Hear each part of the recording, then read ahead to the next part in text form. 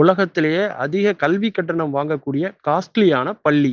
அதாவது இன்னைக்கு பெற்றோர்களுடைய பெரும் கனவே பிள்ளைகளுடைய எதிர்காலம் சிறப்பாக இருக்கணும் அப்படிங்கிறதுக்காக தான். அதற்கு ஒரு சிறந்த கல்வி நிறுவனத்தில் சேர்த்தா அந்த பையன் கண்டிப்பாக ஒரு பெரிய ஒரு வேலைக்கு அவன் போயிடுவான் அப்படிங்கிறது அவங்களுடைய கணிப்பாக இருக்குது. அதுக்காக எவ்வளோ வேணாலும் பணம் கொடுக்க தயாராக இருக்காங்க. ஒரு காலத்தில் கல்வி இலவசமாக வழங்கப்பட்டது. இன்றைக்கி அந்த மாதிரி இல்லாமல் அதற்குரிய கட்டணம் வழங்கும்போது அதற்குரிய தரம் அவங்களுக்கு கிடைக்குது, பல வசதிகள் கிடைக்குது. அப்படிங்கிறதுனால தனியாரில் நிறைய பள்ளிகள் அதிக கட்டணம் வாங்குறத நம்ம பார்க்குறோம். சில பள்ளிகள் எல்லாம் இரவெல்லாம் காத்திருந்து காலையில் போய் அந்த விண்ணப்ப படிவத்தை வாங்கி பூர்த்தி பண்ணக்கூடியவங்களாம் இருக்காங்க. பெற்றவங்க நல்லா படிச்சிருந்தால் மட்டும்தான் அந்த குழந்தைகளுக்கு அனுமதி வழங்குறாங்க. அப்படியெல்லாம் பல பள்ளிகள் நம்ம பார்க்குறோம். இன்றைக்கி பார்த்தீங்கன்னா ஆப்ரேஷன் கூட ஈஸியாகிட்டு, அட்மிஷன் தான் இன்றைக்கி ரொம்ப கஷ்டமாயிட்டு. அந்த அளவுக்கு இன்றைக்கி பள்ளிகள் அதிகமாக பெருகி இருக்கிற நேரத்தில் எந்த பள்ளி இன்றைக்கி அதிகமான கட்டணம் அதிகமாக வாங்குதோ அந்த பள்ளி தான் தரமான பள்ளி அப்படிங்கிற ஒரு மனநிலையும் இன்றைக்கி பெற்றவங்க மத்தியில் வந்துடுச்சு அப்படின்னு சொல்லலாம். அதனுடைய விளைவு பார்த்திங்கன்னா உலகத்திலே மிகப்பெரிய காஸ்ட்லியான பணக்கார பள்ளி அப்படின்னு சொன்னீங்கன்னா அது சுவிட்சர்லாந்தில் இருக்குங்க. இன்ஸ்டியூட் ஆஃப் லீ ரோசி அப்படிங்கிறது அந்த பள்ளியுடைய பெயர். அங்கே பார்த்தீங்கன்னா மொத்தம் 400லேருந்து 450 மாணவர்கள் தான் இருப்பாங்க. 2 மாணவர்களுக்கு ஒரு ஆசிரியர் அப்படிங்கிற விதத்தில் 200 ஆசிரியர்கள் அங்கே பணி செய்கிறாங்க. அப்படி அங்கே வசூலிக்கப்படக்கூடிய கட்டணம் ஆயிரங்களே லட்சங்களே இல்லைங்க, கோடிக்கணக்கான ரூபாய் அங்கே பள்ளியில் கட்டணமாக வசூலிக்கப்படுகிறது.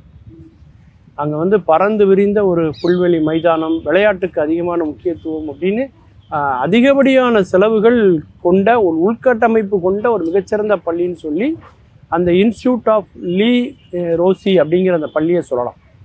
இன்னும் சொல்லப்போனால் ஜனவரி, பிப்ரவரி, மார்ச் இந்த 3 மாதம் அந்த பள்ளியில் உள்ள மாணவர்கள், ஆசிரியர்கள், அங்கே வேலை செய்யக்கூடிய ஊழியர்கள் எல்லாருமே பனிச்சருக்கு தான் விளையாண்டுட்டு இருப்பாங்களாம். அந்த அளவுக்கு பனி பொழியக்கூடிய மாதம் இல்லையா அந்த காலங்கள்லாம். அப்படி ஒரு விளையாட்டாக கல்வி போதிக்கப்படக்கூடிய ஒரு பள்ளி அந்த பள்ளி. அந்த பள்ளியினுடைய சிறப்பம்சம் என்ன அப்படின்னு பார்த்தீங்கன்னா, ஆரம்பத்திலே இவங்க இவ்வளோ கோடி ரூபா பணம் வாங்கிட்டு இருந்தாங்களா அப்படின்னா இல்லைங்க. 1880லேயே இந்த பள்ளி தோற்றுவிக்கப்பட்டு விட்டது.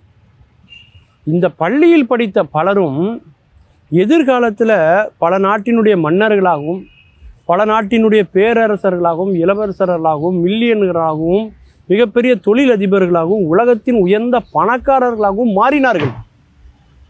அதனால் அவர்கள் தங்கள் பள்ளியை நினைவில் வைத்து கொண்டு நன்றியோடு தங்களுடைய வாரிசுகளையும் அந்த பள்ளியிலேயே படிக்க வைக்க வேண்டும் என்று எண்ணியிருக்கிறார்கள்.